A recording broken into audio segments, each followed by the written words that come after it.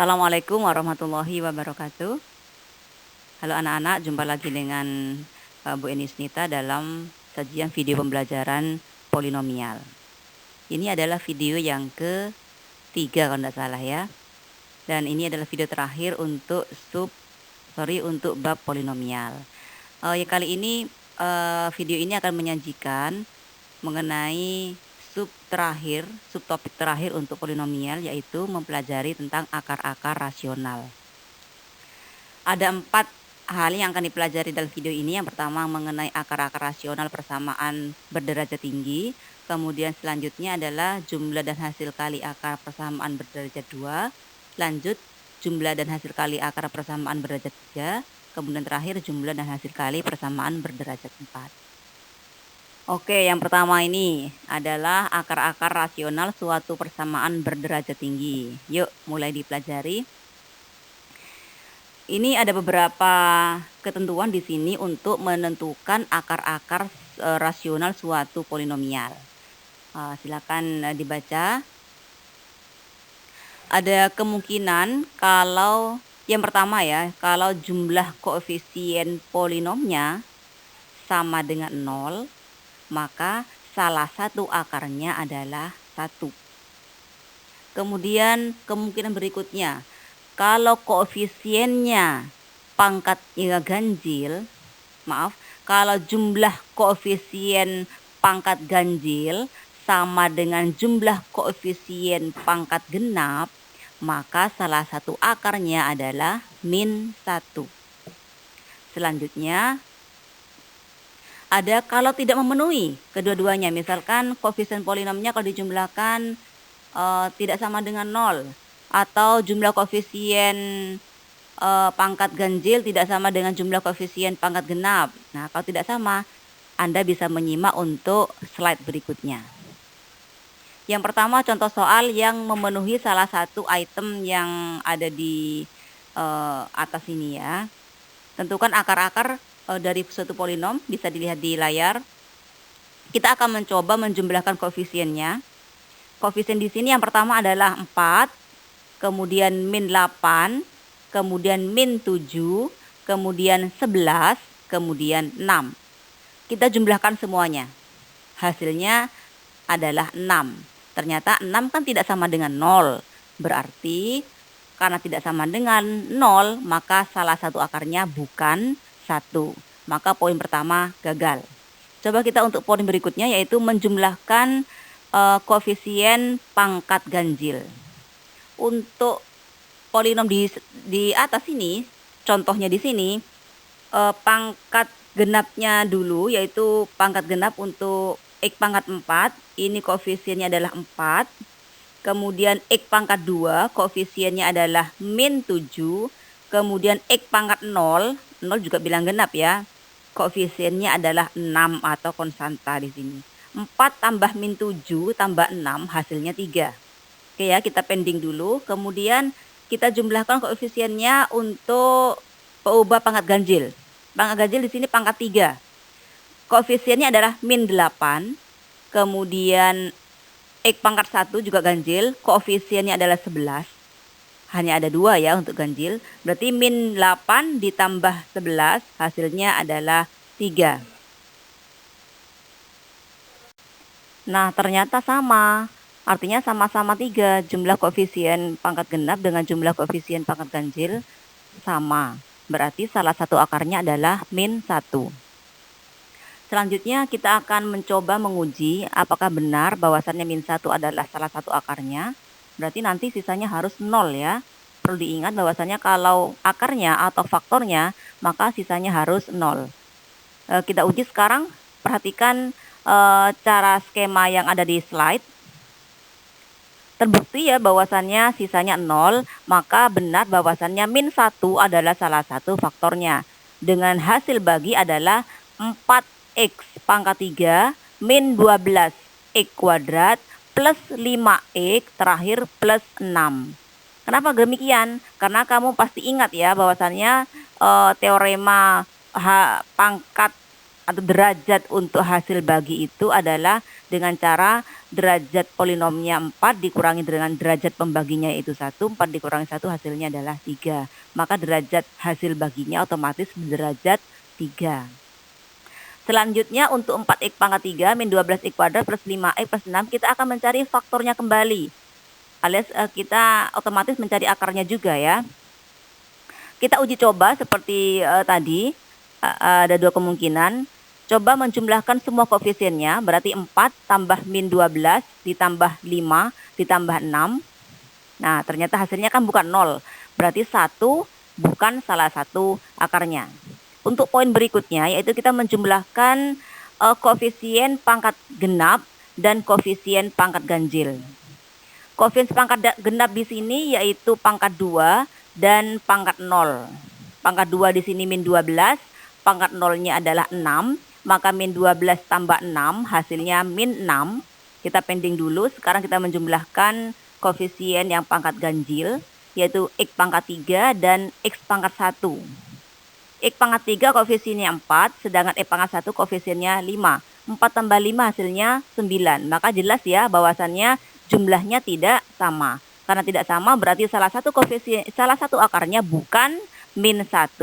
Nah, karena tidak memenuhi dua-duanya alias 2 poin tidak memenuhi, kita akan mencari faktor yang lain dengan cara menyimak atau melihat konstantanya di sini yaitu 6.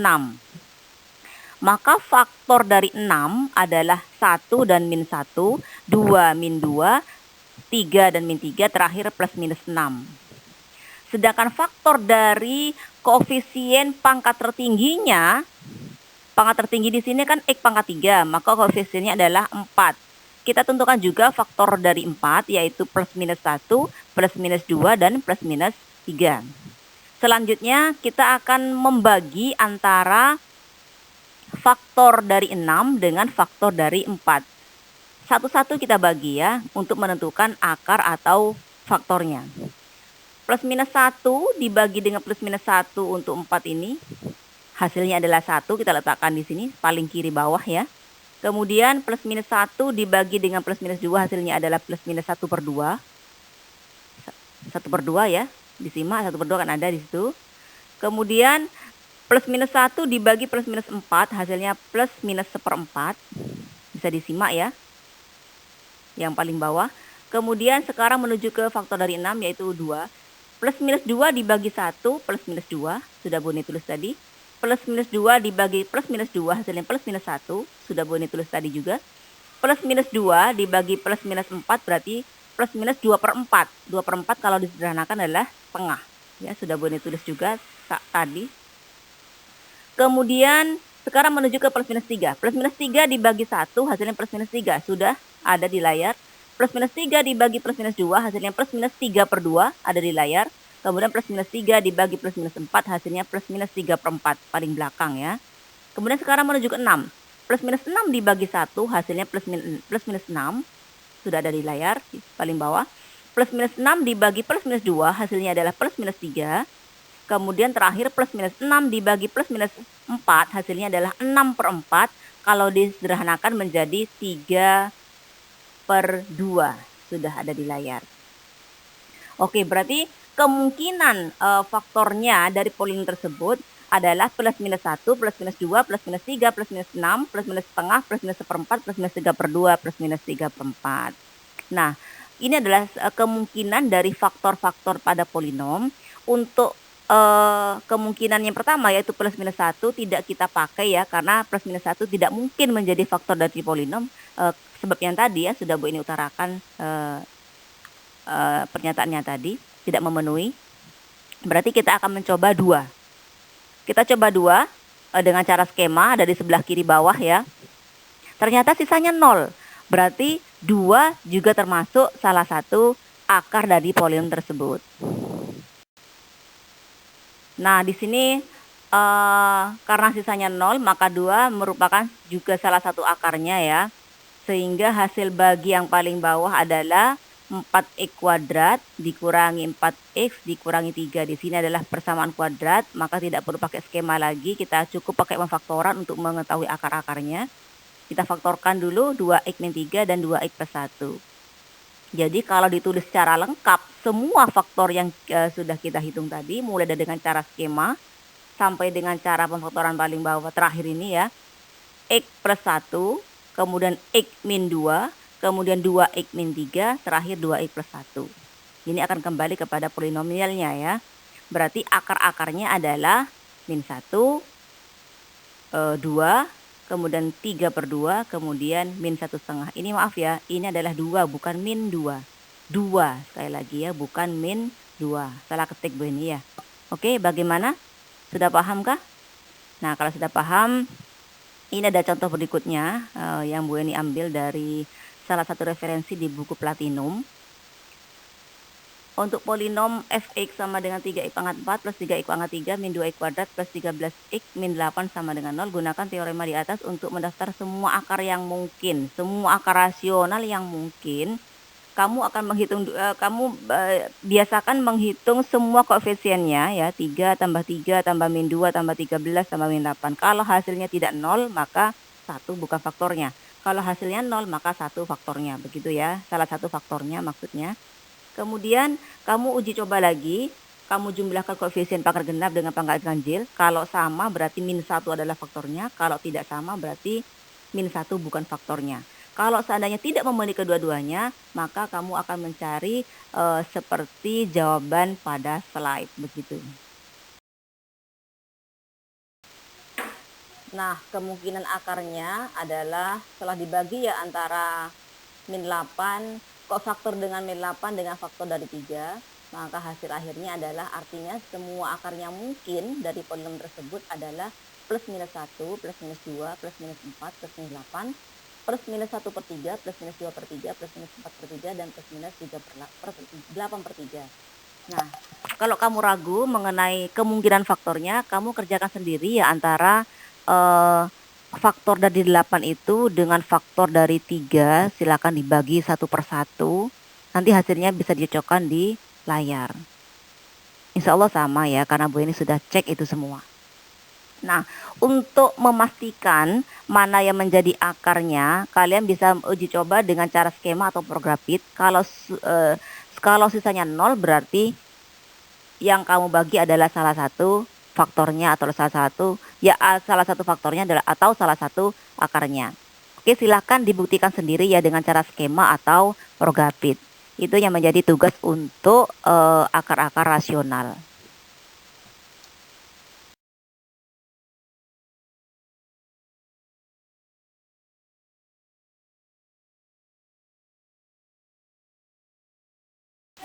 Nah, untuk berikutnya, setelah belajar mengenai akar-akar rasional, ini adalah jumlah dan hasil kali akar persamaan berderajat 2. Perhatikan di slide ya. Untuk berderajat 2, bentuk umumnya adalah X pangkat 2 plus BX plus C sama dengan 0.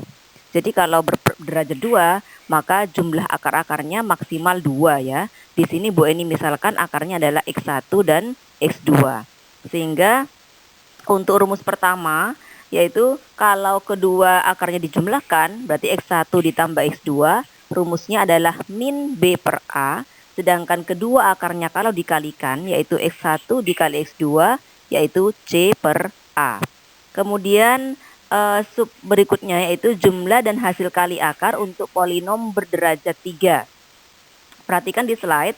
Untuk berderajat 3, bentuk umumnya adalah AX pangkat 3 plus BX kuadrat plus CX plus D sama dengan 0. Di sini berderajat 3 berarti jumlah akarnya maksimum sebanyak 3. Di sini Bu Eni misalkan X1, kemudian X2 dan X3. Maka rumus pertama untuk jumlah akarnya berarti X1 ditambah X2 ditambah X3 hasilnya adalah min B per A. Kemudian kemudian hasil kali kedua akarnya, maka diselang-seling ya. Berarti perkalian X1 kali X2 ditambah X1 kali X3 ditambah X2 kali X3 sama dengan C per A. Kemudian kalau dikalikan ketiga akarnya sekaligus, yaitu X1 kali X2 kali X3, hasilnya adalah min D per A. Nah, rumus di sini harus kalian hafalkan.